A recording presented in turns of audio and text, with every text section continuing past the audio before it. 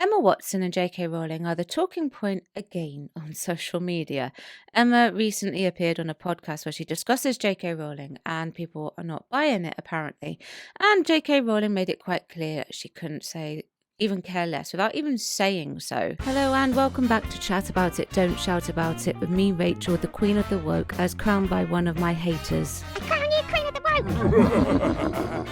Let's chat about it. Please let me know what you think about Emma Watson and J.K. Rowling in the chat, and also please do keep it friendly. Emma Watson appeared on the On Purpose podcast with Jay Shetty. I will be sure to link this particular episode below. And this was recent, and she was asked a question about J.K. Rowling, and this was how she responded about their rift. I really don't believe that by having had that experience and holding the love and support and views that I have mean that I can't hold and don't treasure Joe and the person that I had personal experiences with. Watson said, I will never believe that one negates the other and that my experience of that person I don't get to keep and cherish. To come back to our earlier thing, I just don't think these things are either or. I think it's my deepest wish that I hope people who don't agree with my opinion will love me, and I hope I can keep loving people who I don't necessarily share the same opinion with. I think the thing I'm upset about is that a conversation was never made possible, Watson added. When Shetty asked if she remained open to having that dialogue, Watson replied, Yeah, and I always will. I believe that. I believe in that completely. So it would appear that after about 5 years plus out of the limelight, Emma is having a change of heart. That's what it would appear to be. However, why didn't she just say that we can have a difference of opinion and that is fine from the very get go? Much like Tom Felton did. Tom mostly remains out of the politics anyway, doesn't really specify any opinion on it, and he always diverts and shows utmost respect for J.K. Rowling. But with Emma, she doubled down after J.K. Rowling had made this particular tweet, and this was the tweet that started it. So J.K. Rowling back in 2020, and I remember seeing this tweet very clearly, retweeted this article, tweeted this article, and says, "People who menstruate," which was a quote from the article. "I'm sure there used to be a word for those people. Someone help me out. Wimben, wimpened, womaned." Opinion, creating a more equal post COVID-19 world for people who menstruate. So that's what J.K. Rowling said originally, that started this whole thing going, and this is how Emma responded.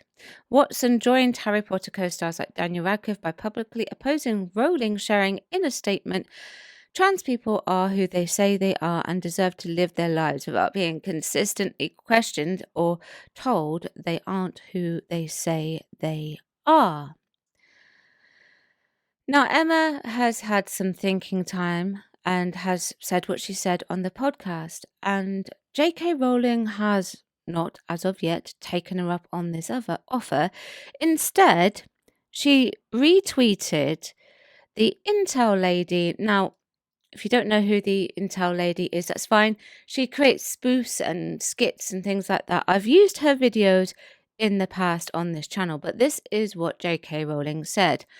"I'm already missing Intel ladies Angela Rayner, but I'm all here for the spoofs."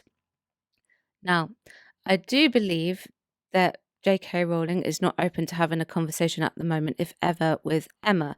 But let's take a watch at this particular video. When it comes to my relationship with Jo, obviously, I will never forget the opportunity that she gave me. She saw something so special in me that she knew she had to bring me into her creative vision and make me part of that. And I will forever be grateful. She changed the entire trajectory of my life, and I'll never forget that. It's such a privilege. It truly is. And I will always hold space for her and so much love in my heart for her, and I would hope that she felt the same way about me. But also, I stand shoulder to shoulder with those who would wish harm on her, hate her, and would wish the absolute worst for her in her life.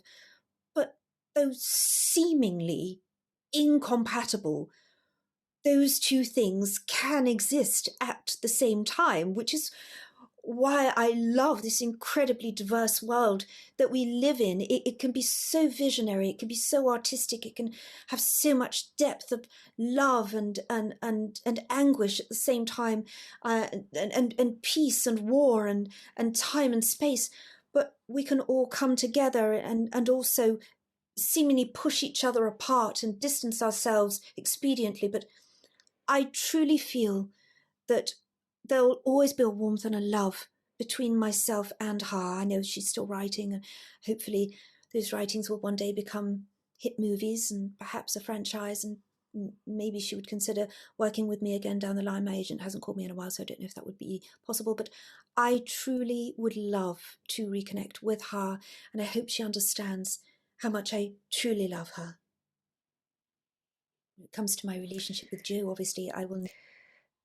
So that's what J.K. Rowling said. Now, I do believe that, and this is just a personal opinion actually, I think that J.K. Rowling is at the end of her tether, really, and she does goad a fair bit nowadays after, over 5 years. However, this conversation that Emma seems to want, well, that really should have happened at the beginning so that she and J.K. Rowling were on a very clear and even page with each other. Why now? What changed? Let me know what you think. Check out some of the other content that I have picked out for you. Chat about it, don't shout about it. Thanks for watching. Bye bye. Thank you for watching today. Don't forget you can join me on my other platforms as well. I've got YouTube, Rumble, Spotify, X, TikTok, Instagram, Locals, Substack, and I also have a Discord. Everything is linked below.